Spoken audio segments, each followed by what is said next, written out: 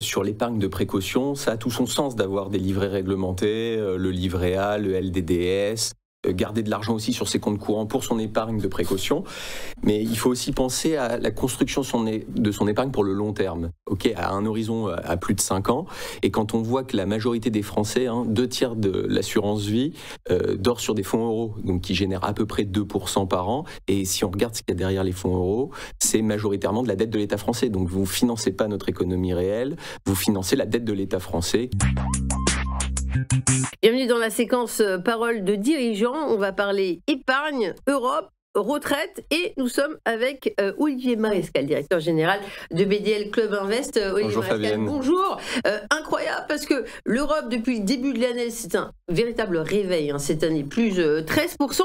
Mais vous, ça fait longtemps que vous le disiez, BDL Capital Management spécialisé sur les actions européennes. Pour ceux qui ne connaissent pas tout à fait les contours, un petit mot si vous voulez bien de BDL Capital Management. Oui, bien sûr. On fête nos 20 ans cette année, donc BDL Capital Management, c'est 3 milliards d'euros sous gestion, c'est une analyse forte sur les actions européennes, c'est une équipe de 17 analystes gérants, c'est une des plus étoffées en Europe, c'est 4 fonds phares. C'est une très belle année, comme vous le dites, déjà sur l'Europe, mais on surperforme les marchés européens et c'est 650 millions de collectes nettes. Donc c'est là à la rencontre des entreprises et c'est une expertise sur le terrain. Alors je me suis laissé dire que c'est votre société qui a introduit d'ailleurs la gestion alternative en France, donc toujours pionnier. L'Europe, donc vous nous direz au cours de cette interview si il est encore temps de s'y intéresser et à quoi. Mais il y a quand même un scandale quand on voit nos gouvernements, ce qui se passe à l'Assemblée nationale. On voit bien qu'ils ont du mal à résoudre cette équation entre l'épargne et la retraite. Il y a une chose qui est sûre, et ça fait 20 ans qu'on le dit, il y a notre argent qui dort sur des livrets A. Les taux baissent, les livrets réglementés, on ne peut pas dire que ce soit quand même des performances qui nous fassent rêver. Donc, est-ce qu'il n'y a pas un problème d'allocation de l'épargne à long terme en France ? Si, tout à fait. Si on revient rapidement, sur l'épargne de précaution, ça a tout son sens d'avoir des livrets réglementés, le livret A, le LDDS, garder de l'argent aussi sur ses comptes courants pour son épargne de précaution. Mais il faut aussi penser à la construction de son épargne pour le long terme, à un horizon à plus de 5 ans.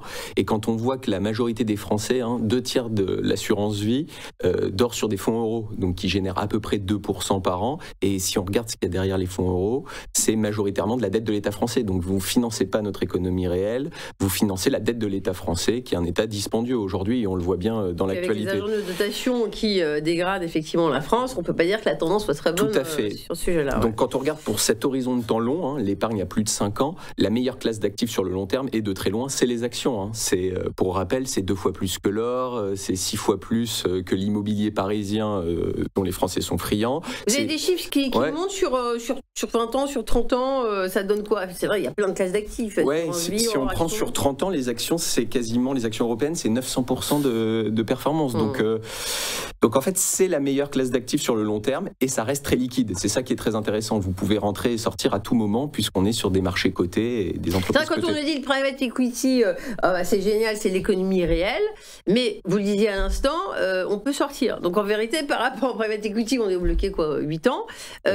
Vous dites c'est un des avantages dont les épargnants ne sont pas nécessairement conscients. Tout à fait. Le non-coté a très bien mis en avant nos entreprises européennes et françaises. Mais les entreprises cotées le font aussi. Il ne faut pas oublier qu'à la base, quand une entreprise s'introduit en bourse, c'est parce qu'elle a besoin de liquidité et de financement. Et nous, en tant que société de gestion, c'est ça qu'on peut lui apporter. Donc on est vraiment dans l'appareil productif.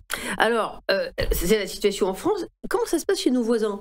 Alors, on est le vilain petit canard, ne serait-ce que pour l'épargne en action en France par rapport à nos voisins européens. Mais c'est encore plus flagrant si on regarde par rapport aux Américains.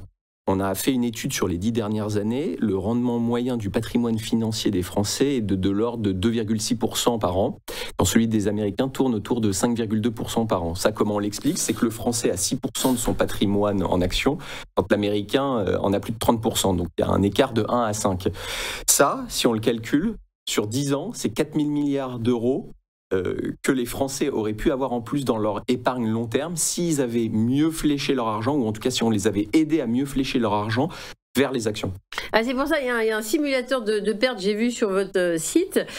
Donc voilà, à ne pas aller sur des actions qui offrent rendement, visibilité, liquidité, on perd de l'argent. On peut calculer sur votre site Tout à fait, on peut jouer avec les différentes classes d'actifs pour justement avoir conscience de ce que peuvent générer cette classe d'actifs que sont les actions et faire les meilleurs choix pour son épargne. Alors, si j'ai bien compris, ça fait 20 ans, vous disiez, c'est l'année de votre anniversaire, que vous travaillez avec les investisseurs institutionnels. Donc, vous l'avez dit, cette augmentation parcours fulgurant avec 3 milliards sous gestion.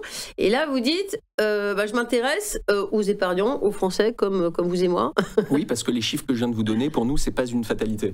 Ça fait 20 ans qu'on croit aux actions. Pour nous, le meilleur investissement, c'est l'entreprise, c'est les actions. C'est investir dans notre économie réelle. Et donc maintenant, ce message, il est temps pour nous. On pense qu'on est arrivé à un stade avec nos 20 ans où on est capable d'aller délivrer ce message aussi au B2C et à tous les épargnants français. Et c'est pour ça qu'on a créé BDL Club Invest, qui est notre solution d'épargne digitale en action dès 5 000 €. Vous devenez un pédagogue alors sur l'épargne, sur la finance. Exact. J'ai vu que vous serez à l'investir dès le 25 novembre. Oui, tout à fait. On fait partie aussi d'une initiative de Place des investisseurs, qui nous aide dans ce travail de pédagogie, parce qu'on pense que tous les acteurs financiers ont un rôle à jouer, et en particulier les sociétés de gestion, pour expliquer l'intérêt de la bourse et ne pas voir justement juste ce côté qui peut paraître pour les Français opaque, réservé aux initiés, ou qui peut même être vu comme une arnaque ou le casino. C'est pas du tout le cas, et nous, c'est ça qu'on veut montrer. C'est investir dans des entreprises, un actif qui est réel, tangible, et c'est ça qu'on veut essayer de faire passer comme message. Alors concrètement, il y a beaucoup de gens qui pensent qu'il faut avoir 250 000 € pour justement bénéficier de conseils, des bonnes idées, des pépites. Comme dans une banque privée.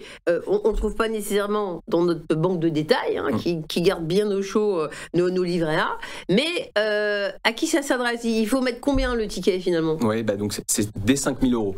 Donc vraiment, l'idée là, c'est de démocratiser, en tout cas de donner accès à tous les Français à une gestion éprouvée, de qualité, qui était, c'est vrai, réservé aux institutionnels depuis de nombreuses années, et là qu'on ouvre vraiment à tous les Français. Donc allier notre discours, nos paroles à l'action, si je puis dire, et donc justement de donner accès à travers une enveloppe assurance vie ou plan d'épargne retraite, qui pour nous sont des produits fiscalement en plus intéressants en France pour son épargne long terme, avec notre partenaire Generali, pour donner accès au meilleur de la gestion en action. Alors, des sociétés de gestion, je ne vais pas vous cacher, il y en a quand même beaucoup en France. Alors, des maisons indépendantes françaises, il y en a plus de tant que ça. Vous le disiez, vous êtes vraiment détenu de manière indépendante. Qu'est-ce qui vous caractérise, différencie des autres? Je pense que donc, notre solution BDL Club Invest, elle est 100% digitale. Ce qui va faire la différence, c'est que nous, on a une mono-expertise, et ça, on veut vraiment la garder. On pense que de toute façon, cette fraction de cette épargne que vous êtes prêt à investir à plus de 5 ans, le meilleur moyen de la placer, c'est en action. Donc on reste sur notre cœur d'expertise, c'est ce qu'on fait depuis 20 ans. Comme vous le dites, on a été les précurseurs, les pionniers sur la gestion alternative en France en 2005. Et donc l'idée, c'est de donner accès à tous les Français à cette expertise, et l'alignement des intérêts. En fait, les épargnants français deviennent co-investisseurs à nos côtés, puisque l'alignement des intérêts est très fort, puisque nous réinvestissons, nous, à titre personnel, une part significative, tous les collaborateurs, dans cette gestion de BDL Club Invest. Ce n'est pas le cas forcément quand vous allez dans votre banque de détail ou sur des plateformes digitales. Donc là, vous adhérez vraiment, vous nous déléguez la gestion de votre épargne long terme à des professionnels qui font ça depuis de nombreuses années. Alors, dans BDL Club Invest, donc vous êtes le directeur général, il y a le mot club. Qu'est-ce que ça veut dire? C'est juste avoir une carte d'adhérent? Non. Alors, on l'a vraiment conçu pour que les gens, les Français qui vont adhérer à cette plateforme deviennent des co-investisseurs. Donc, ça veut dire quoi? Ils reçoivent bien sûr des newsletters, mais on a essayé de se différencier, donc de mettre en avant notre expertise. Donc, on va à la rencontre des entreprises, et on en fait profiter les Français qui deviennent membres de notre plateforme. On organise aussi un Investor Day. Donc, on sélectionne quelques clients qui pourront venir dans la société de gestion, poser des questions aux gérants, voir comment des traders travaillent, comment on analyse une entreprise, et justement voir que c'est pas opaque une société de gestion et qu'on est vraiment dans l'économie réelle. Une petite question d'actualité, de plus en plus l'IA transforme nos métiers. C'est le cas dans votre gestion, vous qui êtes là depuis 20 ans, vous évoluez dans vos méthodes? Alors, oui, l'IA, c'est pas quelque chose de nouveau. Plus globalement, c'est la data. La data est centrale dans une société de gestion. Nous nous reposons depuis très longtemps sur des modèles de des outils propriétaires internes et une méthodologie interne d'évaluation des entreprises. On a nos propres modèles pour chaque entreprise dans laquelle on investit. On a même été les précurseurs sur l'analyse extra-financière avec notre outil Kira qu'on a développé en interne. Et on voit qu'aujourd'hui, et même depuis longtemps, en fait, on a quelqu'un chez nous qui est responsable de la data et qui est aussi en charge de mettre en place comment adopter l'IA dans nos outils propriétaires. Et on voit vraiment là depuis 2 ans une accélération dans la collecte des données financières. L'IA nous permet aussi d'analyser par exemple le changement de ton des dirigeants dans leur transcript au moment des périodes de résultats, ou bien d'harmoniser les questions de nos analyses grâce à un travail d'ingénierie de prompt. Et là, plus récemment même, on a mis en place cette année une sorte d'agent interne, si je peux dire, un chat GPT maison qui nous permet d'aller directement à la source des données pour produire du code à la demande. Donc c'est central dans une société de gestion. Donc un chat GPT BDL, ça fait beaucoup de consonnes, il faudra rajouter des voyelles. J'ai commencé l'interview en parlant d'Europe, on termine sur l'Europe. Ça a quand même bien monté. Quelle perspective? On approche on aborde 2026. Qu'est-ce qui peut se passer? Et il y a beaucoup de résultats d'entreprises qui tombent, ça donne des indications? Alors oui, on arrive vraiment à la fin de la période des résultats, donc on peut commencer à tirer un bilan du 3e trimestre. Il y a 3 grandes tendances qui se dégagent. La première, 2/3 des entreprises européennes nous disent qu'elles ont une activité qui est stable ou qui repart. Donc ça, c'est très positif en Europe. C'est lié surtout au plan de relance budgétaire de 1 000 milliards d'euros qui a été annoncé avec l'Allemagne. Donc une bonne dynamique sur l'Europe. Les États-Unis, c'est un peu plus contrasté. 30% des entreprises qui nous disent qu'elles voient une situation plutôt se ralentir, avec de la disparité, un secteur B2B qui tient la route, une activité en volume de chiffre d'affaires qui tient, mais également sur les coûts. Par contre, un peu plus dur sur le B2C, on le voit puisque la hausse des matières premières a un vrai impact sur la classe moyenne américaine. Donc, le dernier point, ça va être l'Asie. Ça, c'est le plus dur, c'est la Chine qui souffre. 75% des entreprises qui nous disent qu'elles ne voient pas encore le point bas. Donc, si on résume, 3 zones géographiques, des disparités fortes. On voit toujours une accélération sur les tendances long terme, électrification, digitalisation, data center, toujours une forte accélération. Un marché de la construction qui se stabilise et une forte accélération sur les infrastructures. Si on regarde au niveau macroéconomique, ce qui est très intéressant pour l'Europe, c'est qu'on voit les taux de PIB pour 2026, les projections se rejoindre autour de 2%. Ça, c'est lié au fait justement du ralentissement peut-être aux États-Unis et de la relance en Europe. Et si on parle secteur, nous, on a pris des profits à la rentrée sur les banques. On juge que le secteur de la défense ou de l'IA sont très chers pour rentrer en ce moment. Et comme je vous l'ai dit, la configuration plaide plus pour une surpondération du B2B avec des possibilités de rentrer sur des valeurs à des valorisations intéressantes sur le B2C, donc sur des valeurs de la consommation. On vient de rentrer des valeurs dans les boissons et les spiritueux, par exemple. Ouais, effectivement, j'allais dire, on parle de valeurs, on parle d'actions européennes, même sans être encore privilégié dans ce BDL Club. On aimerait avoir quelques idées. Vous n'avez pas des idées de pépites, là Si, récemment, on a, je vais peut-être vous citer des entreprises dans des secteurs différents. On peut commencer par Puig, que tout le monde ne connaît pas, qui est une entreprise espagnole. Et pourtant, c'est une grosse capitalisation. C'est déjà plus de 10 milliards d'euros. C'est le 4e acteur en parfum et beauté dans le monde. Elle réalise, ce qui est très intéressant, c'est qu'elle réalise 90% de son chiffre d'affaires sur des marques propres. Elle n'est pas sous un modèle de licence comme on connaît dans les parfums. Elle a des marques comme Jean-Paul Gaultier, Carolina Herrera, Paco Rabanne. Elle a des bonnes perspectives, puisqu'elle a un taux de pénétration de 55% en Europe, seulement 25% aux US, 4% en Chine. Il y a du potentiel, quoi. Ouais. Et les barrières à l'entrée dans ce secteur sont très fortes, puisqu'un lancement de parfum, c'est quasiment 200 millions de dollars. Okay. Donc les barrières sont fortes et elle a une très bonne marge brute de l'ordre de 75%. Et quand on regarde à combien elle traite, aujourd'hui elle est à 12 fois les bénéfices sur les marchés, quand L'Oréal traite à 30 fois, et on voit que Puig a pris ce virage pour aller vers la cosmétique depuis 2017 et le maquillage. Et donc pour nous c'est le mini L'Oréal en devenir. Petit L'Oréal, c'est bien, deviendra grand. Et puis une autre valeur, on donne des idées, bien sûr. On va faire toutes vos positions. Peut-être une autre espagnole, parce qu'on voit qu'il y a de très belles entreprises dans le sud de l'Europe. Fluidra, Fluidra, c'est le leader des piscines. Elle fait un petit peu moins de 5 milliards de capitalisation. leader des piscines dans le monde, hein, elle est numéro 1 sur l'Amérique du Nord et l'Europe avec 12% de part de marché. Ce qui est très intéressant, c'est qu'elle réalise 60% de son business en aftermarket, hein, donc c'est tout ce qui est après-vente, ça va être les robots et les produits d'entretien pour vos piscines. C'est une entreprise qui a une croissance de son chiffre d'affaires depuis longtemps avec des marges et une génération de cash qui est constante. Et donc, c'est une entreprise qui est bien gérée et qui, pour nous, a un vrai potentiel. Après avoir touché des points bas avec les taux d'intérêt qui étaient élevés, cette normalisation, je pense, va permettre le grand retour dans ce secteur sur les piscines. Brièvement, une autre valeur pour un petit trio, peut-être bon, peut-être une dernière sur... on va partir sur les camions, Daimler Truck. C'est très intéressant cette industrie. Daimler Truck, c'est le leader sur les camions dans le monde hors Chine.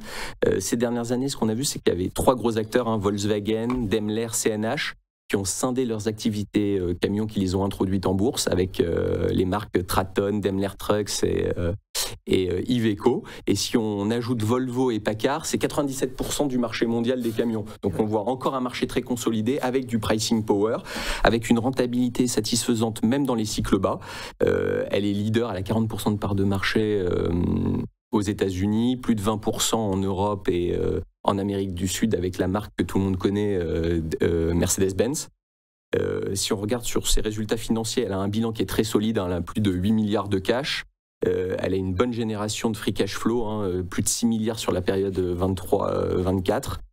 Récemment, un de nos analystes s'est déplacé sur le terrain, puisque c'est notre expertise chez BDL, avec BDL Capital Management. Vous faites combien de visites d'entreprise comme ça? On en fait plus de 1000 par an. Et donc là, on était à Cleveland, justement en juillet 25, avec le nouveau management qui nous a présenté pour Daimler Truck le plan Stronger 2030.